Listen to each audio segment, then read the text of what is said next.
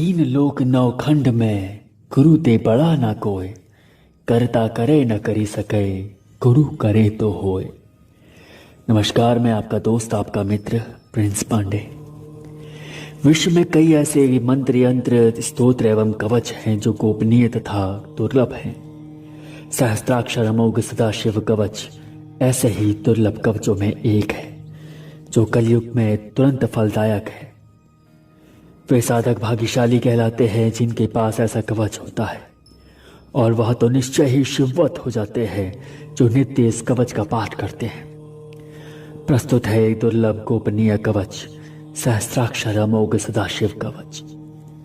सदगुरुदेव डॉक्टर नारायण दत्त श्रीमाली जी ने अपनी पत्रिका ना कहकर ग्रंथ कहना ज्यादा उचित है, मंत्र तंत्र यंत्र विज्ञान में यह कहा है कि मैंने स्वयं इस कवच का कई बार उपयोग किया है और देखा है कि इसका प्रभाव तुरंत और अचूक होता है। व्यापारी तथा नौकरी पेशा, गृहस्थ एवं योगी सभी लोगों के लिए यह समान रूप से उपयोगी है।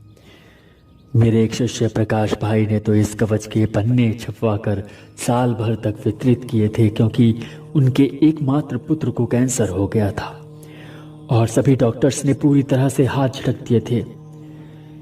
तब मैंने उसको निरंतर इस कवच का पाठ करने को कहा। जब डॉक्टर्स ने यह कह दिया था कि बालक ज़्यादा से ज़्यादा 24 घंटे मुश्किल से निकाल पाएगा, तब उन सज्जन ने बालक की खाट के पास बैठकर निरंतर इस कवच का पाठ प्रारंभ कर दिया था और दूसरे ही दिन बालक स्वस्थ होने लगा था।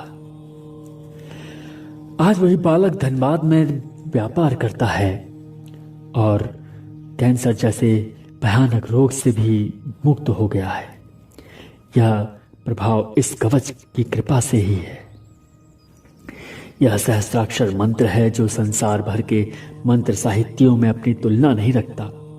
परस्पर शब्दों का संयोजन इस प्रकार से है कि इससे एक विशेष प्रभाव बनता है जिससे यह तुरंत ही अचूक फल देने में समर्थ हो पाता है।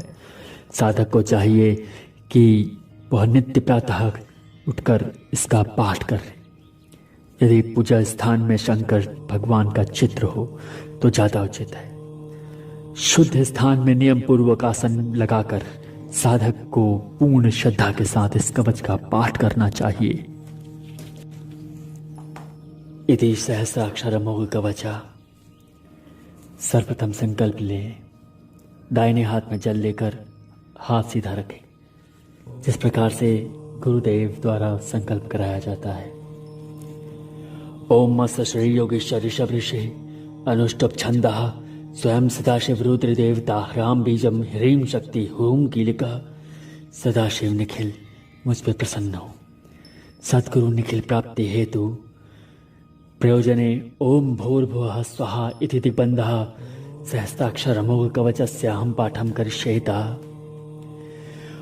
ओम नमो भगवते सदाशिवाय सकल तत्वात्मकाय सर्वमंत्र स्वरूपाय सर्वयंत्राधिष्ठिताय सर्वतंत्र स्वरूपाय सर्वतत्व विदुराय ब्रह्मा रुद्रावतारिणे नीलकंठाय पार्वती मनोहर प्रियाय सोम सूर्याग्निलोचनाय भस्मातुलित विग्रहाय महामणिमुकुटधारणाय माणिक्य भूषणाय सृष्टि स्थिति प्रलय काल रौद्रावताराय दक्षाधर दंसकाय महाकाल भेदनाय मूलाधाराय कतिलकाय तत्वातीताय गंगाधराय सर्वदेवादिदेवाय षडाश्रयाय वेदांत साराय त्रिवर्ग साधनाय अनेक कोटि ब्रह्मांड नायक अनंत वासुकी तक्षक कर कोटक शंख कुलिक पद्म महापद्मित नाग कुलभूषणाय प्रणव स्वरूपाय चिदाकाशाय आकाशादैव स्वरूपाय ग्रह नक्षत्र मालिने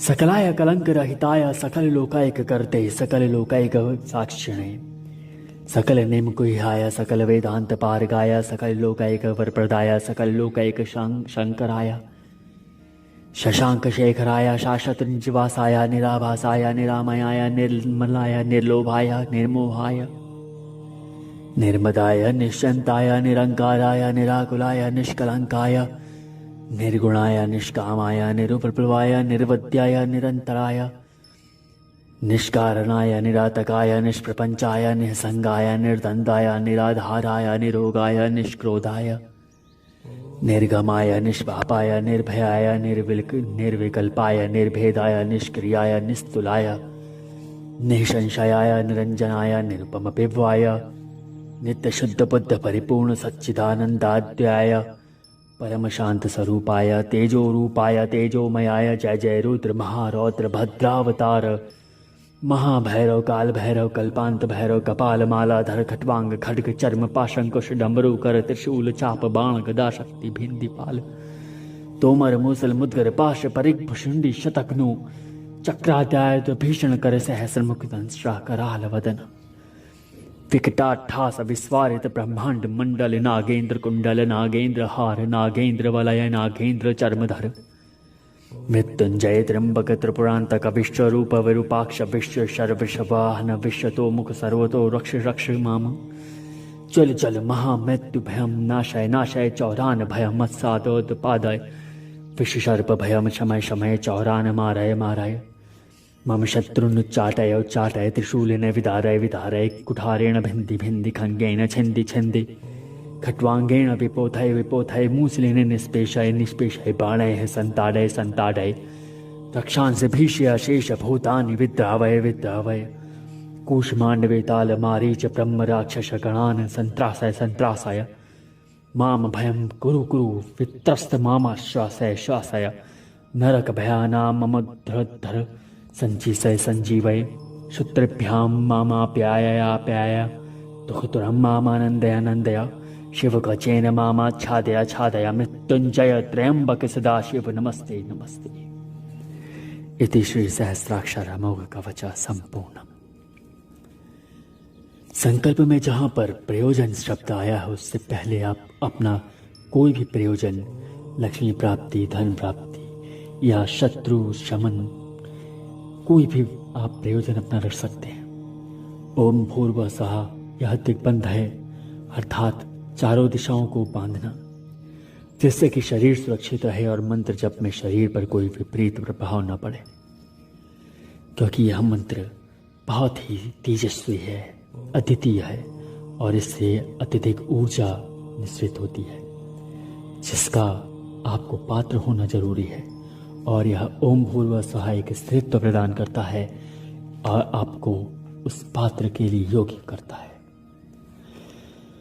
वस्तुतः इस कवच की जितनी प्रशंसा की जाती है बहुत कम है। यदि आप पर किसी भी प्रकार का संकट आ जाए या आप अत्यधिक मानसिक परेशानी में हो, स्वयं केवल एक बार इसका पाठ करके देखिएगा, आपको अनुभव होने लगेंगे कि वास्तव में ही यह कवच सर्वश्रेष्ठ और शिव के कवचों में अजेय है। जय निखिलेश्वर।